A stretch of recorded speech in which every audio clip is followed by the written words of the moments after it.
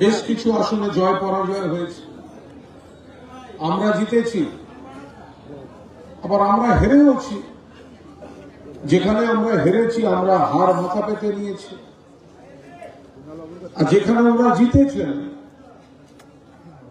তারা আমাদের ব্লক সভাপতিকে এইভাবে নির্মম ভাবে মারলেন বিজেপির লোকেরা। বাপ্পা গুরুতর জখম ছিল, একাধিক ব্যক্তি জখম, এবং এটা চলছে, এই ঘটনাগুলো কিছুদিন ধরে চলছে। গ্রেফতারের নামে কেউ হয়তো আটক হয়েছে, কিন্তু আমাকে এখানকার নেতৃত্ব বাপ্পারা জানিয়েছেন যে আসল যারা দোষী তারা এখনো অনেকে গ্রেফতার হয়নি। যাদেরকে বলে দিচ্ছেন যে এরা মেরেছে, এরা মারের সঙ্গে জড়িত, তারা গ্রেফতার হয়নি। ফলে আমাদের পুলিশের কাছে অনুরোধ যে যত দ্রুত সম্ভব আপনারা যারা হামলা করলো তৃণমূলের নেতাদের উপর, সংগঠকদের উপর, দয়া করে দ্রুত গ্রেফতার করুন। এবার আমরা হচ্ছি সরকারি দল, শাসক দল। তৃণমূল কংগ্রেসের নেত্রী মমতা বন্দ্যোপাধ্যায় আমাদের মুখ্যমন্ত্রী। ফলে কিছু জায়গায় আমাদের কোনো ক্ষোভ থাকলেও তৃণমূলকে সেই ক্ষোভ জানাতে অনেক বেশি দায়িত্বশীল ভূমিকা পালন করতে হয়। আপনি সেদিকে একটু এগিয়ে নিন, ফলে তৃণমূলের আজকে এখানে যে বিক্ষোভ সভা হচ্ছে এটাও আপনারা অত্যন্ত সুন্দরভাবে করছেন।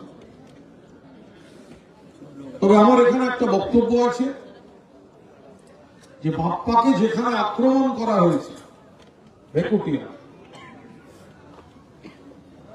থানার সামনে আমরা 100 বার ডেপুটেশন দেব, পুলিশকে আমরা 100 বার অনুরোধ করব, কিন্তু সাংগঠনিক ভাবেও আমাদের কিছু করণীয় আছে। মার খাবে ভেকুটিয়ায় আর সভা করবে থানার সামনে, গোটা নন্দীগ্রামটাকে কিন্তু ভেকুটিয়ায় নিয়ে যাওয়া উচিত ছিল। বিজেপির দেখা উচিত ছিল একটা বাপ্পাদিত্য গর্গের গায়ে হাত পড়লে গোটা নন্দীগ্রাম সেখানে যাবে। এখানে কেন আসবো? এখানে আমাদের প্রতিনিধি দল নিশ্চয়ই এখানে ডেপুটেশন দেবেন বা দিয়েছেন। কেন আমরা ভেকুটিয়ায় করলাম না?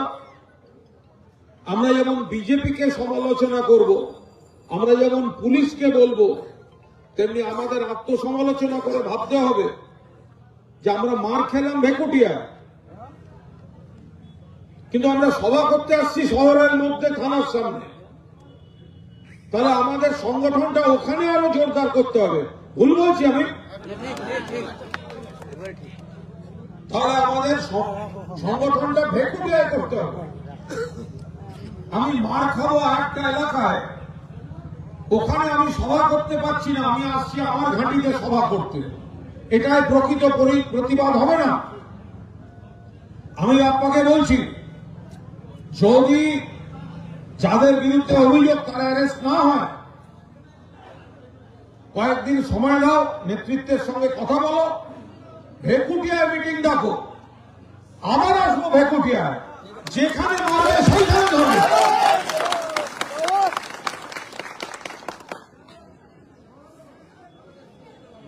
যদি ওদের আত্মবিশ্বাস বেড়ে যায় যে আমরা তো কয়েকজন মিলে একজনকে মেরে নিলাম, ওরা তো এখানে দাঁড়িয়ে প্রতিবাদ করবে না, ওরা তো আরেকটা জায়গায় গিয়ে প্রতিবাদ করবে, হবে না। 4 জন মিলে যদি একজনকে মেরে থাকে, আরো 40 জন গিয়ে ওই জায়গায় দাঁড়িয়ে আমরা প্রতিবাদ করব। আমরা পুলিশের কাছে আসবো না, পুলিশকে ফোর্স নিয়ে গিয়ে ওখানে বলতে হবে আপনারা মাথা ঠান্ডা রাখুন, আমরা দেখছি।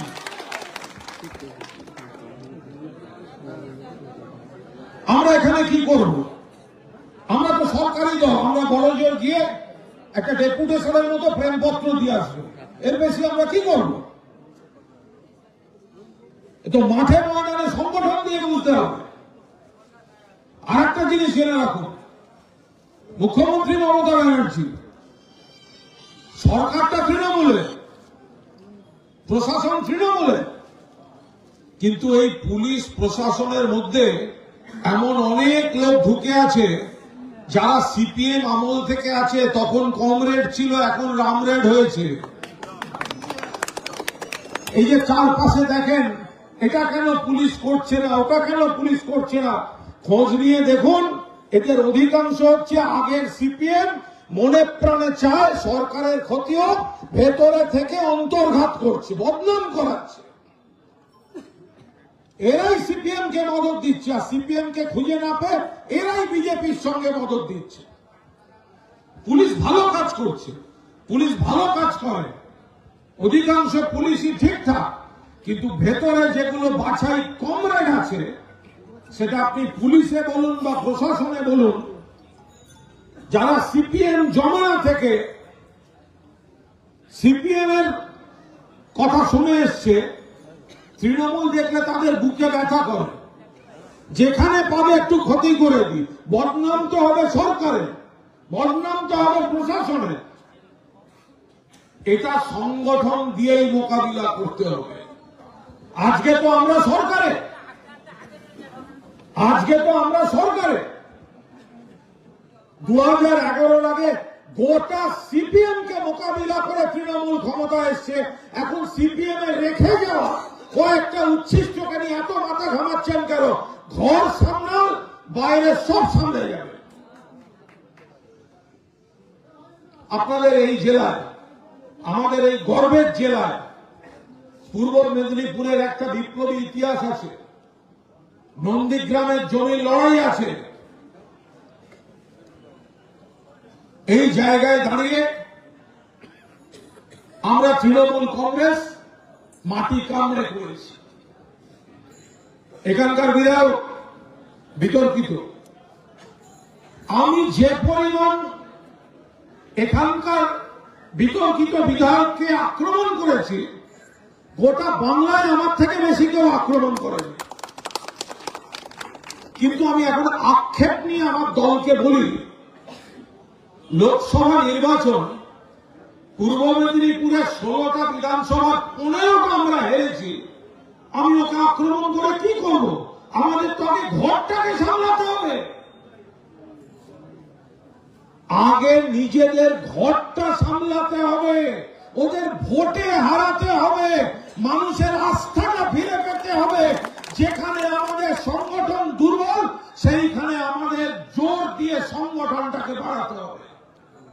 প্রবীণকে নিয়ে চলতে হবে, নবীনকে নিয়ে চলতে হবে, পুরনোদের নিয়ে চলতে হবে, নতুনদের স্বাগত জানাতে হবে। যারা পুরনো তৃণমূলে ছিল, যারা বসে আছে, তাদেরকে পুরো দস্তুর নামাতে হবে।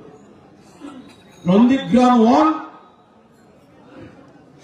পূর্ব মেদিনীপুরে তমলুকের লোকসভায় একমাত্র ব্লক যারা লিডটুকু দিতে পেরেছে।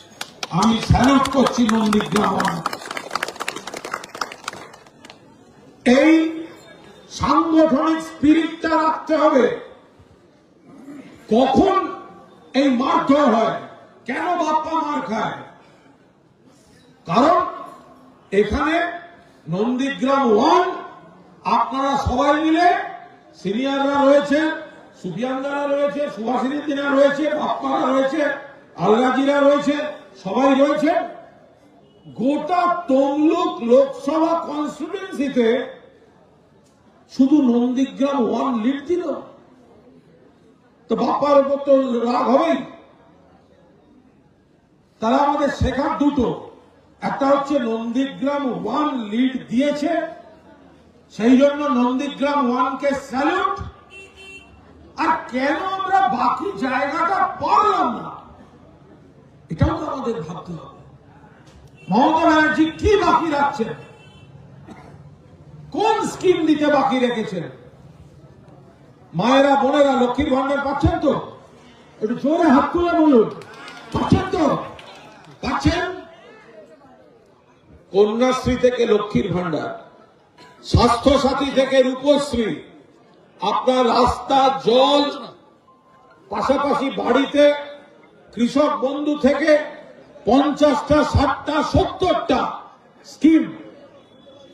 তাহলে মানুষ কেন তৃণমূল ছেড়ে অন্যদিকে যাবে। এইটা এলাকায় এলাকায় মানুষকে ভালোভাবে বোঝাতে হবে। যদি আমরা ঘরটা গুছিয়ে নিতে পারি, যারা তৃণমূল এই জমানায় যারা উপকার পেয়েছেন, অথচ হয়তো সেই বুথ থেকে অন্য দল লিড পেয়েছে, তাদের বাড়ি বাড়ি গিয়ে বোঝাতে হবে যে আপনি তো এটা পাচ্ছেন, কে দিচ্ছে? মমতা ব্যানার্জির সরকার। তাহলে আপনি ভোটটা দেবেন না কেন? ধর্মের ভিত্তিতে ভোট হতে পারে না। ভোট হবে রুটি কাপড় আর মাকানের ভিত্তিতে। কেন্দ্রের সরকার 100 দিনের টাকা দেয়নি, কেন্দ্রের সরকার আবাসের টাকা দেয়নি, মিথ্যা রটাচ্ছে, বাংলা থেকে ট্যাক্সের টাকা নিয়ে যাচ্ছে, বাংলাকে প্রাপ্য দিচ্ছে না।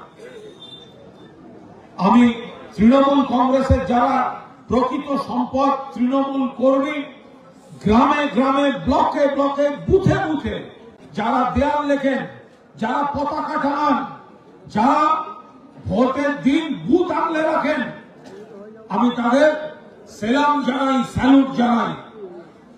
কিন্তু এই সংগঠনটাকে আরো একটু চাঙ্গা করা দরকার, আর একটু ছড়িয়ে দেওয়া দরকার। না হলে গতকাল সিপিএম, আজ বিজেপি, আগে যারা সুফিয়ানরা বলতে পারবে, যারা সিপিএম এর হয়ে জমি আন্দোলনের সময় খুন খারাপি করেছে, তারা আজকে বিজেপির সঙ্গে সেই শহীদ বেদিতে মালা দিতে যাচ্ছে। যারা জমি দখল করতে এসেছিল, গুলি চালিয়েছে, প্রাণ নিয়েছে, তারা সেই শহীদ বেদিতে মালা দিতে আসছে বিজেপির সঙ্গে। এ হতে পারে নাকি কখনো? এটা হচ্ছে হচ্ছে এই বাস্তবটা মানতে হবে, আর সেটা মানুষের কাছে খোলাখুলি সেগুলো বলতে হবে। বাপ্পাকে যেভাবে অ্যাটাক করা হয়েছে, করণকে যেভাবে অ্যাটাক করা হয়েছে, কদিন আগে আর একটা ঘটনা ঘটেছে। এই যেখানে যেখানে বিজেপি একটু ক্ষমতা পেয়েছে, সেখানেই কিন্তু দুর্নীতির অভিযোগ এসছে, নারী নির্যাতনের অভিযোগ এসছে, ওদের দলের সংগঠনের মধ্যে থেকে এসব এসছে। এগুলোকে নিয়ে আরো বেশি করে যেতে হবে। আমি বাপ্পাকে বলছি, সিনিয়রদের সঙ্গে কথা বলে, সুফিয়ানদের সঙ্গে কথা বলে, পুলিশকে, প্রশাসনকে টাইম দিয়ে দাও যে এরা এরা এরা এরা এই এই অভিযোগ, এরা আমাদের মেরেছে, এদেরকে কেন ধরা হয়নি? ভিডিওকে জানিয়ে দাও যে এখানে বিজেপির এই এই এই এই হয়েছে, আপনি কেন ব্যবস্থা নিচ্ছেন না? নির্ধারিত দিনে সময় পার হয়ে যাওয়ার পর যদি কোনো সন্তোষজনক উত্তর না আসে, তাহলে আমরা সেখানে আবার ফিরে আসব, গেট বন্ধ করে চায়ের দোকান খুলে বসে থাকবো। গেট বন্ধ করে চায়ের দোকান খুলে বসে থাকবো। পূর্ণ আস্থা আছে পুলিশে, পূর্ণ আস্থা আছে প্রশাসনে, কিন্তু আমাদের সরকারকে, আমাদের দলকে টার্গেট করে পুলিশ প্রশাসনের মধ্যে সিপিএম জমানা থেকে বসে থাকা যারা আজকে বিজেপির সঙ্গে হাত মিলিয়ে, সিপিএম এর সঙ্গে হাত মিলিয়ে মানুষকে সার্ভিস দিতে সমস্যা করছেন, তৃণমূলকে ডিস্টার্ব করছেন, তৃণমূলের নেতাদের উপরে হামলা এলাও করছেন, তৃণমূলের উপর হামলাকারীদের আপনারা পৃষ্ঠপোষকতা করছেন, এটা কিন্তু আমরা আর চলতে দেব না, চলতে দেব না, চলতে দেব না। আপনারা আমায় যা যা জানিয়েছেন আমি নিশ্চিতভাবে শীর্ষ নেতৃত্বের কাছে পৌঁছে দেব। আপনারা যেমন থানায় ডেপুটেশন দিচ্ছেন, তেমনি শীর্ষ নেতৃত্বকেও একটা ডেপুটেশনের কপি আমি বাপ্পাকে অনুরোধ করব সেটা পাঠিয়ে দিতে। আমি পুলিশকে আবার বলবো, আবার অনুরোধ করব, আমরা দায়িত্বশীল দল, আমরা সরকারি দল, আমরা পুলিশের বিরুদ্ধে বিক্ষোভ করতে পারি না। কিন্তু সিপিএম জমানা থেকে বা অন্য রাজনীতি বুকে নিয়ে যারা পুলিশের মধ্যে রয়ে গেছে এবং সুযোগ পেলেই সরকার এবং সরকারি দলকে অন্তর্ঘাতমূলক কাজ করে দেন, তাদেরকেও চিহ্নিত করার সময় এসছে। তাদেরকে চিহ্নিত করে আপনারা প্রশাসনের শীর্ষ মহলে জানান। আমরা যথাযথ ব্যবস্থার জন্য দলের তরফ থেকে প্রশাসনকে অনুরোধ করব। আপনাদের সঙ্গে আমার নিয়মিত যোগাযোগ পূর্ব মেদিনীপুর, নন্দীগ্রাম যাতায়াত ছিল, আছে, থাকবে। পঞ্চায়েতে যেভাবে আপনারা সুহাসিনীদিও এখানে সহ সভাধিপতি এখানে রয়েছেন, সামু রয়েছে এপাশে, সবাই মিলে জেলা পরিষদ আমরা আবার তৃণমূল পেয়েছি, একটা আক্ষেপ রয়ে গেছে।